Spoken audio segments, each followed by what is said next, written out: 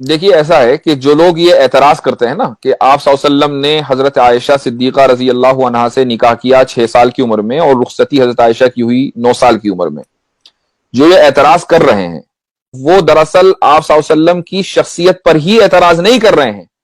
कान खोल कर सुन लें, वो राम जी के ऊपर भी एतराज कर रहे हैं और लक्ष्मण जी के ऊपर भी एतराज कर रहे हैं। और इसको सुन लीजिए क्यों। उसकी वजह यह है कि सोशल मीडिया पर जो नौजवान टाइम वेस्ट करते हैं, अपना जॉब वॉब तो है नहीं, तो अब जो यहां आकर टाइम वेस्ट करते हैं उन्होंने कोई स्टडी नहीं की, अपने मजहब के बारे में उनको पता नहीं है, 2-4 वीडियोस देख लेते हैं और उसके बाद वो एतराज करने लग जाते हैं, ऑब्जेक्शन करने लग जाते हैं। तो आप सल्लल्लाहु अलैहि वसल्लम पर तो ये एतराज बाद में होगा, ये एतराज आप पहले राम जी पर कर रहे हैं और उसके साथ साथ आप लक्ष्मण जी पर कर रहे हैं। और मैं जो यहां आपको जवाब देने वाला हूं, उस जवाब से आप न सिर्फ ये कि हम आप सल्लल्लाहु अलैहि वसल्लम का दिफा और डिफेंड करेंगे, बल्कि राम जी और लक्ष्मण जी को भी डिफेंड करेंगे। ये भी सुन लीजिए। सबसे पहले तो मैं आपको यह बताऊं कि आप राम जी पर एतराज क्यों कर रहे हैं। इसलिए कि अगर आप अपने मजहब की किताबें पढ़ेंगे तो आपको अंदाजा होगा कि राम जी ने जो सीता जी से शादी की थी तो उस वक्त सीता जी की उम्र क्या थी? 6 साल थी। ठीक है। कैसे? सीता जी को जब अगवा किया रावण ने, तो रावण से सीता जी ने कहा कि इस वक्त मैं 18 साल की हूं और 12 साल हो गए मुझे अपने हस्बैंड के साथ रहते हुए। आप जब जरा ये कैलकुलेट करेंगे तो आपको पता चलेगा कि सीता जी ने जिस वक्त शादी की थी तो सीता जी की उम्र क्या थी? 6 साल राम जी से। ठीक है। अच्छा, अब आइए लक्ष्मण जी के पास। लक्ष्मण जी की बीवी का नाम क्या था? उर्मिला। और उर्मिला कौन है? उर्मिला सीता जी की छोटी बहन है। आप किसी भी अपनी हिस्ट्री की किताब में पढ़ लीजिए कि उर्मिला और सीता जी में कई साल का फर्क था। जिस दिन राम जी की शादी हुई है उसी दिन लक्ष्मण जी की शादी हुई है उर्मिला से। ठीक है। अब अंदाजा लगा लीजिए किस उम्र में हुई है।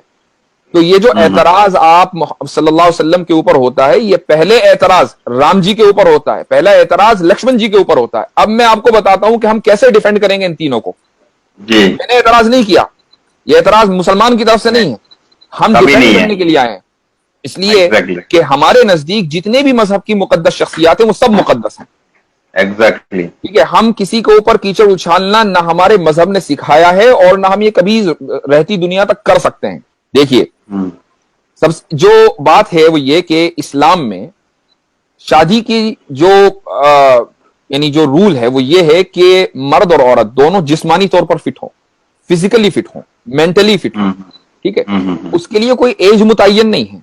ये फिजिकल फिट होना किसी भी एज में हो सकता है। ये डिपेंड करता है कि वो लोग किस इलाके से ताल्लुक रखते हैं और किस जमाने में रहते हैं। मसलन आज अगर आप मेडिकल साइंस को देखें तो आप किसी भी डॉक्टर से पूछिए, अगर कोई लड़की आज के दौर में 9 साल की उम्र में फिजिकली फिट हो रही है, ठीक है, तो वो डॉक्टर के लिए कोई हैरत की बात नहीं है।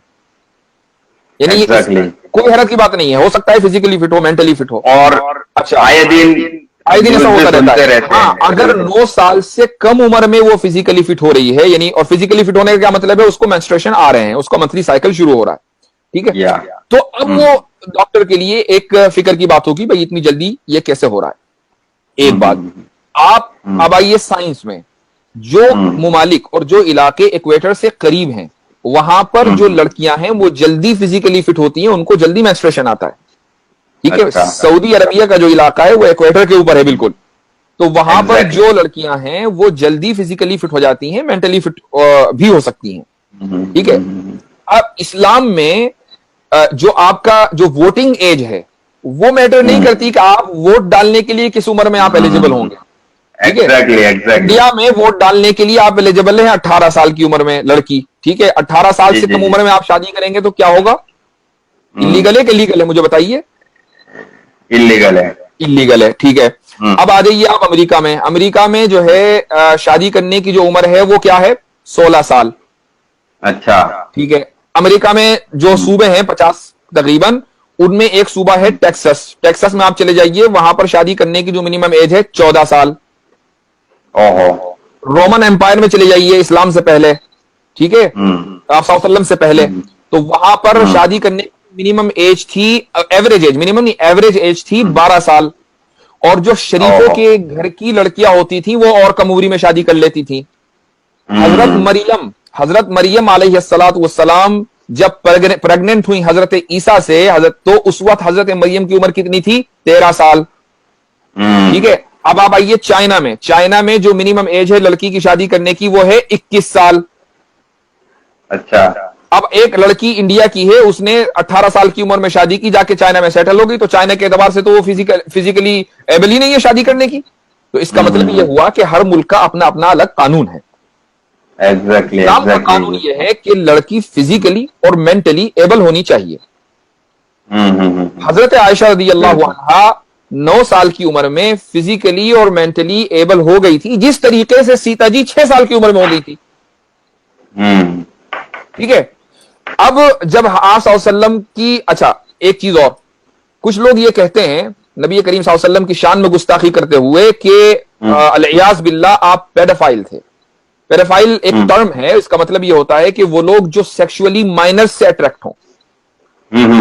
ठीक है, मैं ये पूछता हूं कि अगर खुदा ना खास्ता अलियास बिल्लाह 100 मरतबा अगर इस इल्जाम में जर्रा बराबर भी कहीं हकीकत होती, तो आप सल्लल्लाहु अलैहि वसल्लम 6 साल की उम्र में हजरत आयशा से निकाह करने के बाद 3 साल इंतजार क्यों करते भाई?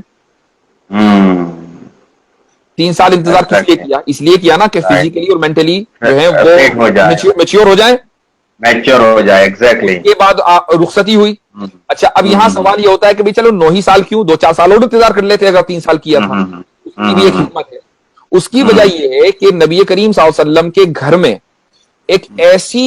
एक ऐसी फैमिली मेंबर का होना जरूरी था कि जो बाहर के असरात से महफूज रहे, ताकि आप सल्लल्लाहु अलैहि वसल्लम की जो पूरी फैमिली लाइफ है वो उसको जू का तू रिकॉर्ड कर ले। अब अगर एक औरत 18 की, 20 साल की, 22 साल की उम्र की किसी घर में आएगी तो वो बाहर के असरात से महफूज नहीं, उसका अपना एक कल्चर होगा, उसका अपना एक बैकग्राउंड होगा, उसका अपना एक सोचने का अंदाज होगा।